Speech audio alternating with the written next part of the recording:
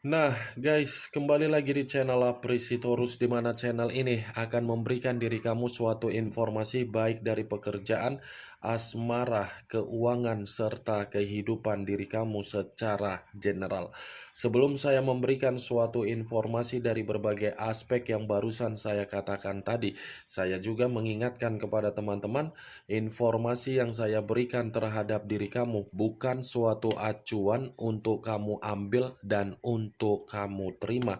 Saya hanya bisa memberikan diri kamu suatu informasi berdasarkan kartu yang saya pegang ini. Diri kamu hanya bisa berencana terhadap kehidupan kamu, akan tetapi di balik dari informasi dan perencanaan tersebut, lagi-lagi yang menentukan adalah Sang Pencipta.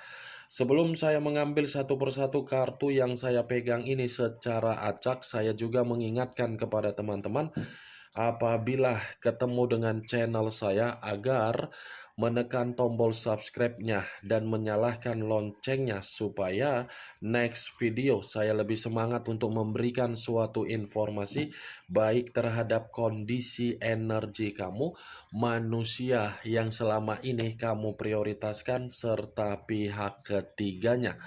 Oke, Wak Geng, kali ini saya ingin mengarah terhadap pihak ketiga. Hanya sekedar ingin mengarah dan ingin mengetahui bagaimana situasi pembawaan energi yang dimiliki oleh pihak ketiga untuk saat ini.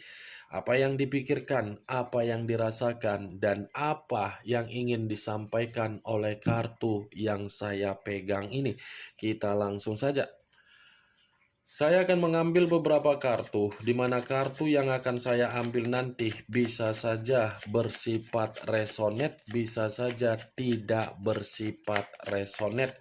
Semuanya saya kembalikan terhadap pola pemikiran kamu, semuanya saya kembalikan terhadap situasi energi yang kamu miliki untuk saat ini.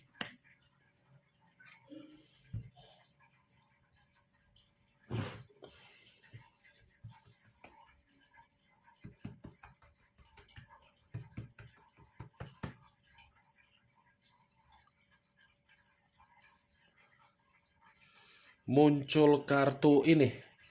Sekali lagi saya mengatakan, muncul kartu yang saya pegang ini. Di mana kemunculan kartu yang saya pegang ini seperti memberikan suatu isyarat atau gambaran yang dimana gambaran tersebut berasal dari kondisi pemikiran. Kondisi pemikiran yang bisa saja saya mengategorikan sepertinya untuk saat ini ada kondisi yang membuat pihak ketiga merasa komitmen itu adalah komitmen yang tidak lagi memberikan suatu keuntungan. Kenapa saya mengatakan hal tersebut? Sepertinya pihak ketiga ini sudah merasa orang yang meninggalkan diri kamu sudah tidak lagi memberikan suatu kepekaan, apalagi berbicara mengenai tanggung jawab yang ingin dilakukan oleh manusia tersebut. Bisa saja, kalaupun saya mengatakan manusia itu tidak memberikan suatu rasa kepekaan ataupun rasa tanggung jawab terhadap kebutuhan yang diinginkan oleh pihak ketiga, bisa saja manusia itu seperti merasa tidak dihargai. Kenapa tidak dihargai? Karena di satu sisi, ini manusia yang meninggalkan diri kamu seperti belajar atau memang merenung dari kebodohan ketika manusia itu meninggalkan diri kamu dan terlalu memprioritaskan pihak ketiganya. Kartu pertama yang saya pegang ini adalah kartu The Fool, yang dimana kemunculan kartu The Fool ini memiliki banyak arti, tetapi saya hanya menarik 3 arti saja: kebodohan, kemurnian, dan pemerasan. Itu masih dari kondisi pemikiran, Wak Geng, yang saya katakan tadi. Kalaupun kartu yang saya pegang ini saya letakkan di dalam situasi perasaan yang dimiliki oleh pihak ketiga, saya rasa ada kondisi yang membuat pihak ketiga ini merasa sangat sensitif. Merasa sangat sensitif dalam arti apa? Kemungkinan besar ini pihak ketiga seperti sudah merasa bahwasannya perasaan yang dia miliki ada luapan emosi yang dimana emosi ini karena memang pihak ketiga tidak lagi merasa makmur. Muncul kartu Knight of Wands, pangeran atau prajurit yang memegang satu tongkat. Kalau saya mencoba untuk menarik dari kata tongkat, tongkat yang saya tarik ini seakan-akan mengisyaratkan bahwasannya antara pihak ketiga dengan manusia yang meninggalkan diri kamu. Sepertinya ini sudah berkomunikasi secara tidak sehat. Ada suatu bentuk komunikasi yang tidak bersifat sehat, tetapi komunikasi ini seakan-akan mencerminkan antara kedua belah pihak sudah tidak saling memberikan kenyamanan. Kartu pertama saja sudah keluar kartu kebodohan. Secara otomatis komitmen yang mereka berdua jalankan tersebut hanyalah komitmen yang berdasarkan secara keuntungan dan nafsu. Muncul kartu Five of Wands, terdiri dari 5 tongkat. Kalau saya mencoba untuk menarik satu tongkat dari kelima tongkat yang barusan saya katakan tadi, satu tongkat yang saya tarik ini sudah fix menjelaskan antara kedua belah pihak ini lagi berkonflik, lagi ada perselisihan, lagi ada kondisi yang dimana antara kedua belah pihak sudah tidak merasakan kenyamanan, tetapi kenyamanan yang tidak dirasakan, tidak diperlihatkan, malah dipertahankan.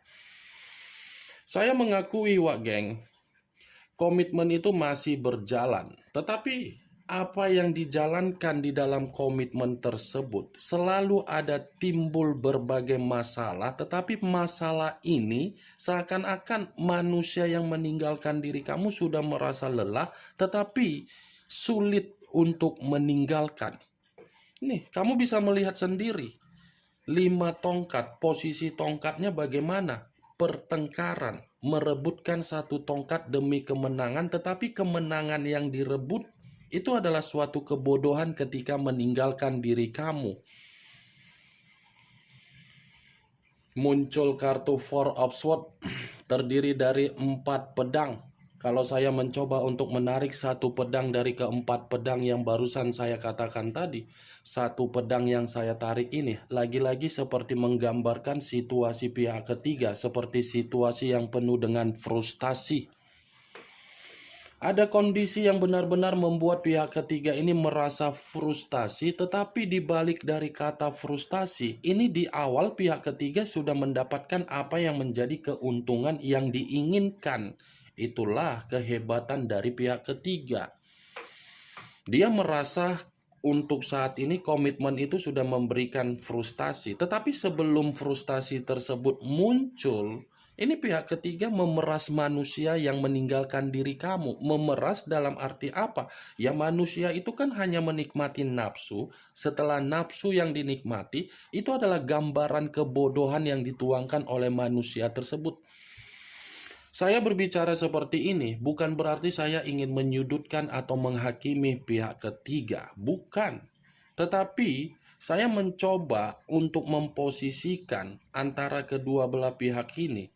Jangan di awal merasakan yang namanya kenikmatan, jangan di awal merasakan yang namanya keberuntungan, jangan di awal merasakan yang namanya kenyamanan, tetapi begitu di pertengahan seakan-akan ini berdua saling menyalahkan.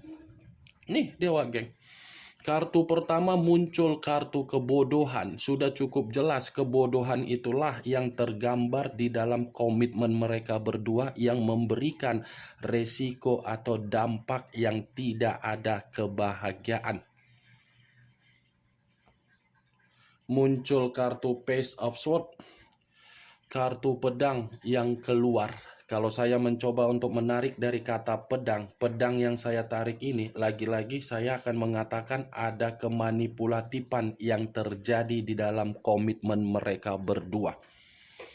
Wajar, komitmen itu ada kemanipulatifan. Sementara komitmen itu pun diawali dari kemanipulatifan. Kemanipulatifan yang saya katakan ini ketika manusia itu membohongi diri kamu dengan memprioritaskan kebodohan. Kalaupun pihak ketiga melakukan kemanipulatifan terhadap manusia yang meninggalkan diri kamu, karena memang posisi pihak ketiga ini sudah tidak merasakan kenyamanan.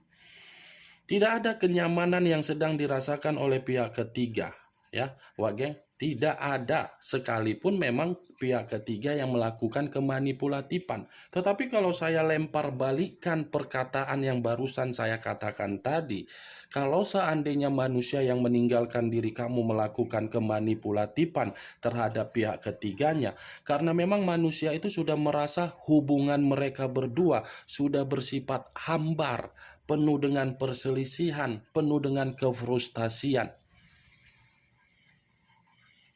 Muncul kartu strength, unsur api berlambangkan 3 zodiak, Aries, Leo, dan Sagittarius. Kalau saya mencoba untuk mengesampingkan ketiga zodiak yang barusan saya katakan tadi, keluarnya kartu strength seperti mengisyaratkan kedua belah pihak ini sudah tidak saling menghargai, tidak menghargai, tetapi bertahan dengan kondisi yang tidak pasti.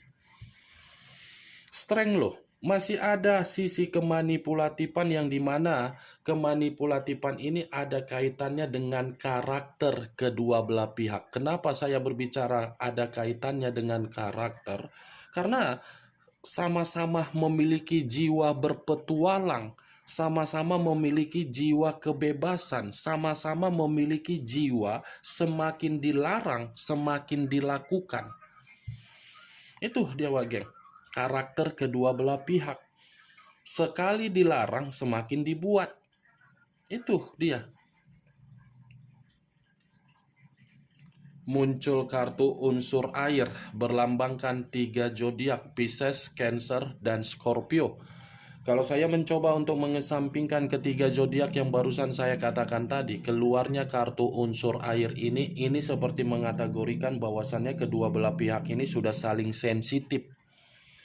Ada kesensitifan, ada kesedihan, ada kemanipulatifan, ada kebodohan, ada pemerasan, ada kefrustasian. Itulah yang sedang terjadi di dalam komitmen mereka berdua. Sebenarnya komitmen mereka berdua ini sudah komitmen yang bersifat busuk. Busuk dalam arti apa? Karena memang diawali dengan penipuan. Penipuan dalam arti apa? Keuntungan. Itu dia, Wak, geng. Muncul kartu The Devil, unsur tanah berlambangkan 3 zodiak, Capricorn, Taurus, dan Virgo. Kalau saya mencoba untuk mengesampingkan ketiga zodiak yang barusan saya katakan tadi, keluarnya kartu The Devil seperti mengisyaratkan komitmen itu sudah berbentuk sebagai kondisi resiko. Ada kondisi resiko ini yang sedang terjadi. Kalaupun saya mengatakan terhadap manusia yang meninggalkan diri kamu, kemungkinan besar ini resiko mengategorikan bahwasannya situasi keuangan pihak manusia itu lagi terpuruk. Atau mungkin manusia itu sudah ditinggalkan oleh pihak ketiganya, atau mungkin manusia itu meninggalkan pihak ketiganya, atau mungkin ini pihak ketiga sedang berusaha untuk meyakinkan diri kamu agar manusia itu masih ketergantungan terhadap diri kamu. What the fuck? Enak banget kan, Wak, geng? Setelah menjelajah kebebasan penuh dengan berpetualang, setelah diperlakukan oleh pihak ketiga, tidak dihargai, manusia itu berpikiran untuk kembali terhadap diri kamu dengan alasan saya masih terobsesi, saya masih ketergantungan. Wow, The Devil, kartu iblis. Iblis yang seakan-akan menggambarkan kedua belah pihak ini secara karakter. Di dalam komitmen tersebut ada penyakit, tetapi penyakit ini tidak bisa saya pastikan secara apa. Kalaupun saya mengategorikan penyakit ini ada kaitannya secara fisik, kemungkinan besar ada. Kalaupun saya mengategorikan dari situasi keuangan, saya mengategorikan ada. Kalaupun secara mental, pasti ada. Kalaupun dari sisi pekerjaan, itu pun masih ada kaitannya. Kemunculan kartu The Devil sebagai kartu terakhir yang ingin saya katakan terhadap diri kamu dan ingin saya sampaikan terhadap diri kamu. Bagaimana, Wak Geng, dari apa yang barusan saya katakan tadi? Apakah bisa masuk secara logika kamu atau tidak? Ya, kalau menurut diri kamu bisa masuk secara logika kamu silakan angkat. Tetapi kalau menurut diri kamu tidak bisa masuk secara logika kamu, tidak usah kamu angkat. Anggap apa yang saya katakan tadi hanya sekedar gibahan yang tidak berfaedah, gibahan yang tidak masuk akal, gibahan yang tidak bermanfaat, gibahan yang tidak bermutu. Setidaknya dari kartu yang saya pegang ini, kamu mengetahui bagaimana situasi pembawaan energi yang dimiliki oleh pihak ketiga untuk saat ini. Ingat, saya tidak memberikan diri kamu suatu bentuk sugesti agar sugesti tersebut bermain di dalam situasi pemikiran kamu. Semua kembali bagaimana pola pemikiran kamu untuk menyikapi dan merespon apa yang saya katakan tadi. Yang positif ambil, yang negatif buang. Sekian dulu informasinya. Salam kartu tarot, salam zodiak.